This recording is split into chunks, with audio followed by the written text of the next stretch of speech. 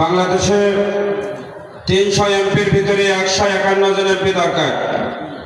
১৫১ জন MP যদি হয় বাংলাদেশে দুর্নীতি থাকবে না। হাইকোর্টের, সুপ্রিম কোর্টের প্রধান বিচারপতি জ্বরে আজান হয়ে গেলে ৫৫টি বেঞ্চ হাইকোর্টে, ২টি আপিল কোর্ট, ১০৫ থেকে ১০ জন বিচারক সবাই জোহরের নামাজের ইমামতি করবে ইনশাআল্লাহ। গণভবনের প্রধানমন্ত্রী, বঙ্গভবনের প্রেসিডেন্ট, সেনা ক্যান্টনমেন্টের প্রধান সেনাপতি, যদি ১৫১ জন এমপি বাংলাদেশে হয়ে যাবে, সকলের নেতৃত্বে সেদিন জোহরের নামাজ কায়েম হবে ইনশাআল্লাহ। জাতীয় সংসদের স্পিকারের নেতৃত্বে, পার্লামেন্টের মসজিদে সকল এমপিদের নেতৃত্বে সেখানে নামাজ হবে ইনশাআল্লাহ।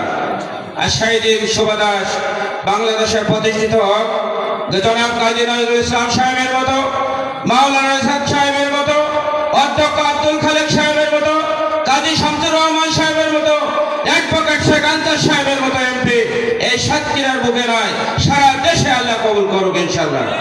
সম্মানিত